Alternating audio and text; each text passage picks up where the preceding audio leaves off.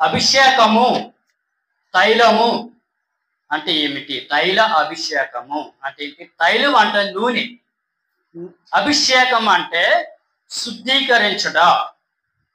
అంటే ఇది ఒక ఆచారమైన స్నానము, శుభ్రపరచడము, అదేవిధంగా చిలకరించడము, చలించడము, తడపడం, ఇలాంటి అర్థాలు వస్తాయన్నమాట దానికి అర్థం.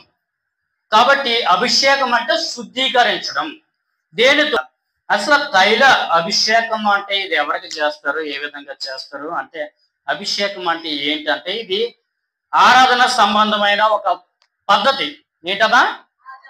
ఒక పద్ధతి మాట. దేవుని గౌరవించడం, అదే విధంగా గౌరవించడం అంటే పూజ చేయడం, అంటే తమ భక్తిని తెలియపరచడం, అంటే భక్తి ద్వారా దేవుణ్ణి ఆరాధించడం, తమ యొక్క భక్తిని దేవుడికి అర్పించడం, ఈ విధమైన అర్థం వస్తుంది.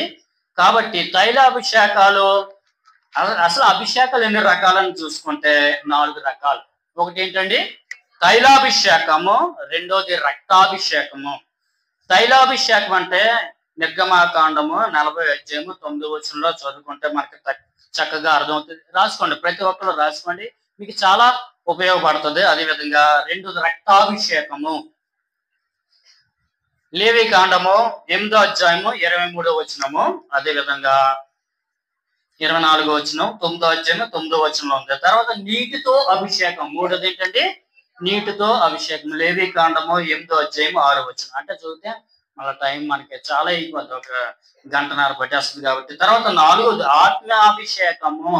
ఆత్మతో అభిషేకం. 2 కొరింథీయులకు రాసిన పత్రిక 1:24 మనం చూసుకుంటే ఇది చక్కగా మనకి తేటగా మనకి కనబడుతుంది అని చెప్తున్నాను. బైబిల్లో అభిషేకము గురించి 43 సందర్భములో మనం చూడవచ్చు.